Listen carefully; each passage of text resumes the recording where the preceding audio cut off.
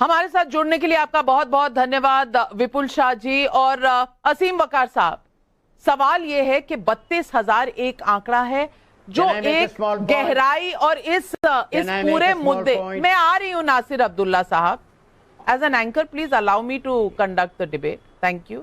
असीम वकार साहब, 32,000 पर आपने प्रोड्यूसर की पूरी कहानी सुनी। उनके पास काफी डेटा है, काफी डॉक्यूमेंट्स है, लेकिन फिल्म तो 3 लड़कियों की कहानी पर आधारित है, तो आपका 32,000 वाला ऑब्जेक्शन भी उन्होंने एड्रेस कर दिया। और सच्ची वारदातों पर अगर एक अवेयरनेस की फिल्म है, मुद्दे की डिबेट की फिल्म है, तो उससे क्या संकोच है?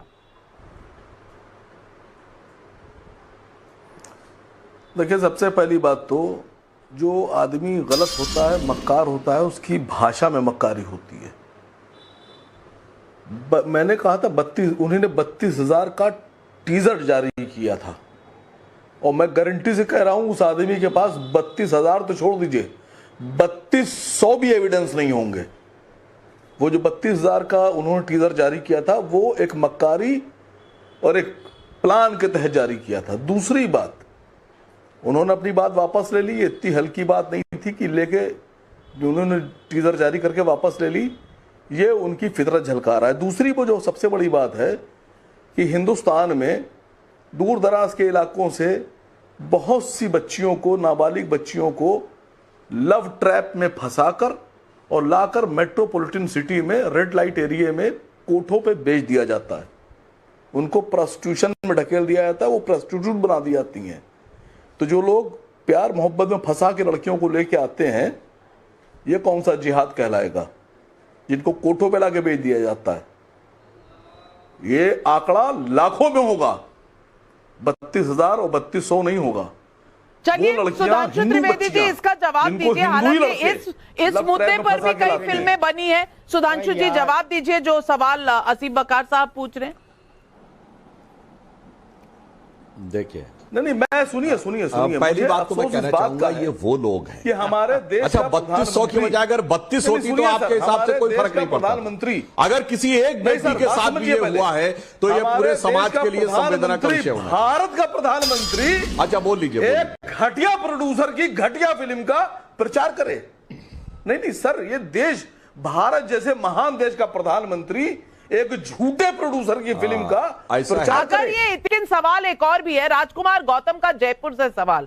अगर विपक्षी पार्टियां लव जिहाद को धर्म से जोड़ने को गलत कह रही हैं, तो ज्यादातर लव जिहाद के मामले एक धर्म से ही क्यों होते हैं?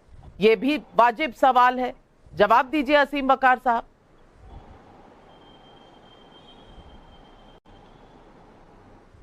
सवाल आपका समझ में नहीं आया, आवाज नहीं आ रही थी, फिर से पूछ लीजिए। सवाल मेरा नहीं है, दर्शक का है, और दर्शक राजकुमार गौतम जयपुर से पूछ रहे हैं, अगर विपक्षी पार्टियों को लव जिहाद को धर्म से जोड़ने की गलत कह रही हैं, तो ज्यादातर लव जिहाद के मामले एक धर्म से ही क्यों आते हैं? क्या मैं आंसर दे सकता हूँ नाविका जी?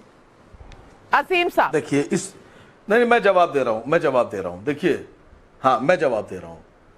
जो आपके दर्शक जिन्होंने पूछा है, उनको सिर्फ इतना बताना चाहता हूं कि जब मुसलमान लड़का होता है और हिंदू लड़की होती है तो सुधांशु त्रिवेदी कहते हैं लव जिहाद, लेकिन जब लड़की मुसलमान होती है और लड़का हिंदू होता है तो सुधांशु त्रिवेदी कहते हैं घर वापसी।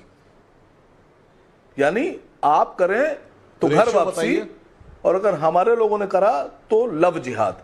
ये फर्क है सर। आपके न जाने कितने लीडर्स इस तरह की बातें करते फिर रहे हैं, न जाने कितने लीडर।